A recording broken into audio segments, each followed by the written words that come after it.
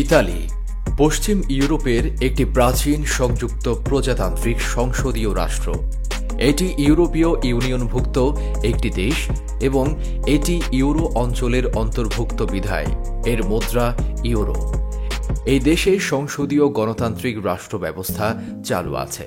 এর উত্তর সীমান্তে আল্পস পর্বতমালা সংলগ্ন ফ্রান্স, সুইজারল্যান্ড, অস্ট্রিয়া ও স্লোভেনিয়া অবস্থিত এবং দক্ষিণে সম্পূর্ণ ইতালীয় উপদ্বীপ, ভূমধ্য সাগর সংলগ্ন দুই দ্বীপ সিসিলি ও সার্দিনিয়া সহ আরও বেশ কয়েকটি ছোট ছোট দ্বীপে পরিবেষ্টিত।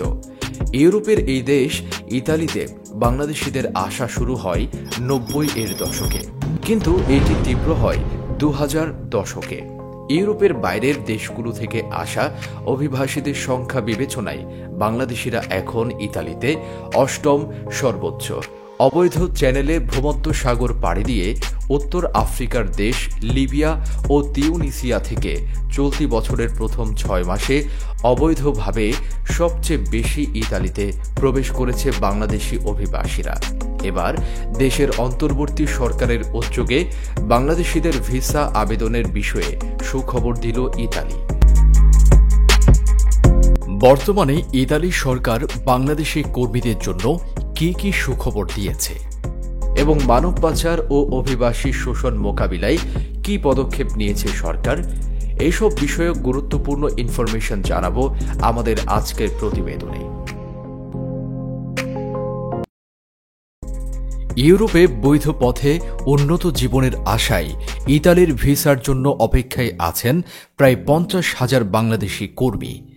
দীর্ঘদিন ধরে অপেক্ষমান এই অভিবাসন প্রত্যাশীদের ভাগ্য নির্ধারণ হতে পারে এখন, কারণ 2 দিনের সফরে ঢাকায় সফর করেছেন ইতালির স্বরাষ্ট্রমন্ত্রী মাতেও পিয়ান্তেদোসি।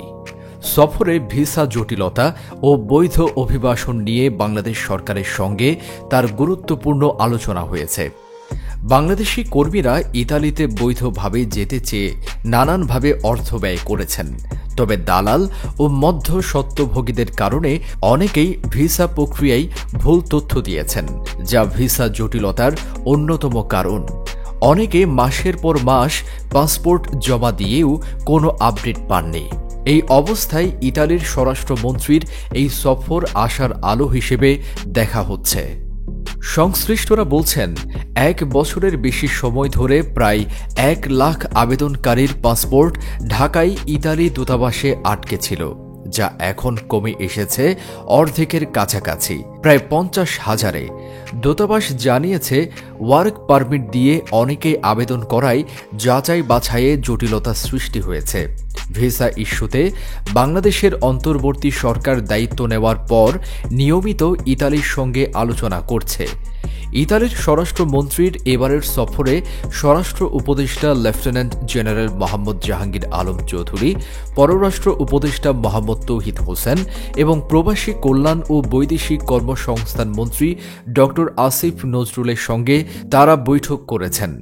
ভিসা আবেদন প্রক্রিয়ায় জড়িত প্রতিষ্ঠান বিএফএস গ্লোবাল এক বিবৃতিতে জানায়, বৈধ নুল্লা ওস্তা থাকলে আবেদনকারীদের ইমেলের মাধ্যমে অ্যাপয়েন্টমেন্ট জানানো হচ্ছে। তারা বলেছে, কোনো আর্থিক লেনদেন ছাড়াই পুরো প্রক্রিয়াটি সম্পন্ন করা হচ্ছে এবং ভিন্ন কোনো মাধ্যমে অ্যাপয়েন্টমেন্ট পাওয়ার সুযোগ নেই। ভিএফএস আরও জানায়, যারা জাল নথি দিয়েছেন তাদের আবেদন বাতিল করে পাসপোর্ট ফেরত দেওয়া হয়েছে। প্রতিষ্ঠানটি আবেদনকারীদের ধৈর্য ধরতে এবং প্রতারকদের ফাঁদে না পড়তে আহ্বান জানিয়েছে। 2 বছর আগে ইতালি ঘোষণা দিয়েছিল তারা ইউরোপীয় ইউনিয়নের বাইরের দেশ থেকে প্রায় 6 লাখ কর্মী নেবে। এই ঘোষণার পর মালিকরা নুল্লা উস্তাদ চেয়ে আবেদন করলেও বাংলাদেশি কর্মীদের জন্য ভিসা প্রক্রিয়ায় জট তৈরি হয়। দুর্ভাগ্যজনকভাবে ইতালির 2024 সালের স্পন্সর ভিসার তালিকায় বাংলাদেশের নাম নেই। বাংলাদেশিদের অপেক্ষমান ভিসা ইস্যু দ্রুত সমাধানের জন্য ইতালির স্বরাষ্ট্রমন্ত্রী মাতেও পিয়ান্তেদোসিকে আহ্বান জানিয়েছেন পররাষ্ট্র উপদেষ্টা মোহাম্মদ তৌহিদ হোসেন। বিবৃতিতে বলা হয়, বৈঠকে ভিসা প্রক্রিয়াকরণ ব্যবস্থাকে সুগম করতে এবং ইতালিতে বাংলাদেশি প্রবাসীদের কল্যাণ সহ বিভিন্ন বিষয় নিয়ে আলোচনা করা হয়। বাংলাদেশ ও ইতালির মধ্যে পারস্পরিক শ্রদ্ধা, অভিন্ন মূল্যবোধ এবং অভিন্ন স্বার্থের উপর ভিত্তি করে দীর্ঘস্থায়ী বন্ধুত্ব ও সহযোগিতার বন্ধনকে পুনঃপ্রতিষ্ঠিত করার বিষয়ে আলোচনা করা হয়। উভয় পক্ষ দ্বিপাক্ষিক সম্পর্কের অবস্থা পর্যালোচনা করে এবং নিরাপত্তা সহযোগিতা, অভিবাসন ব্যবস্থাপনা, আইন প্রয়োগকারী সংস্থার সহযোগিতা, অর্থনৈতিক প্রবৃদ্ধি, সামাজিক উন্নয়ন এবং তাদের জনগণের কল্যাণের জন্য পারস্পরিক উপকারী অংশীদারিত্ব গড়ে তোলার বিষয়ে ইচ্ছা প্রকাশ করেন। বর্তমানে ইতালিতে বাংলাদেশি অবৈধ অভিবাসীদের ঢল নেমেছে। গেল বছর ভূমধ্যসাগর পাড়ি দিয়ে দেশটিতে গেছেন প্রায় ৮০,০০০ বাংলাদেশি। এছাড়া অন্যান্য দেশ হয়েও ইতালিতে প্রবেশ করছেন অভিবাসন প্রত্যাশীরা।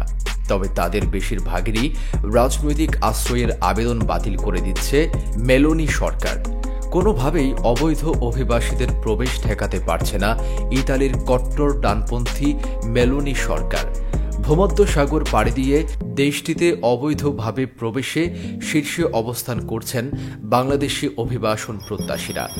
ইতালির স্বরাষ্ট্র মন্ত্রণালয়ের এক পরিসংখ্যান থেকে জানা যায়, গেল বছর ভূমধ্যসাগর পাড়ি দিয়ে ইতালিতে এসেছেন ৭৯,৯২৫ জন বাংলাদেশি।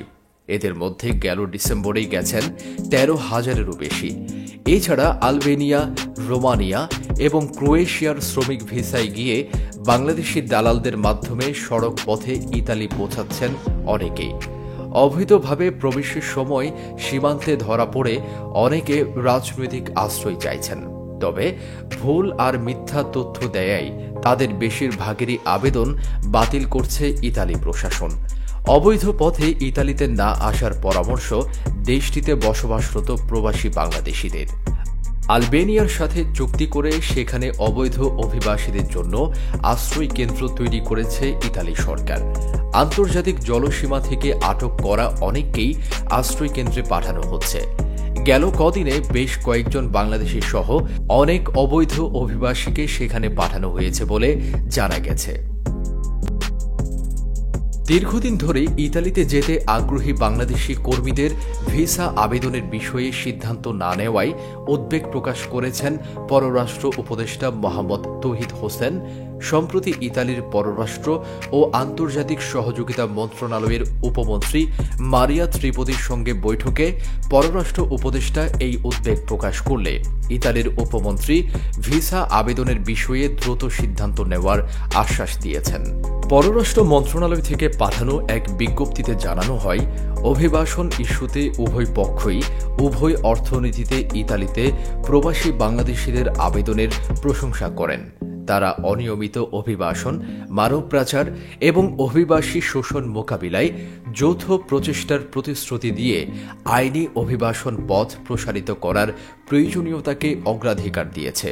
পররাষ্ট্র উপদেষ্টা বাংলাদেশ ও ইতালির মধ্যে গতিশীল অর্থনৈতিক সম্পর্কের ভিত্তিতে আরও ইতালীয় বিনিয়োগের আহ্বান জানিয়েছেন, বিশেষ করে গ্রিন ফিল্ড খাতে।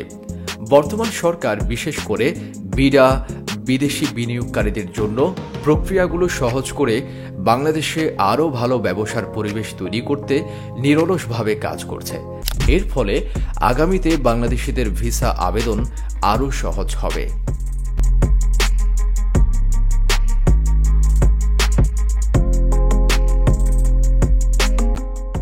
তো বন্ধুগণ, এই ছিল আমাদের আজকের ভিডিও সম্পর্কে আপনার মূল্যবান মতামত আশা করছি।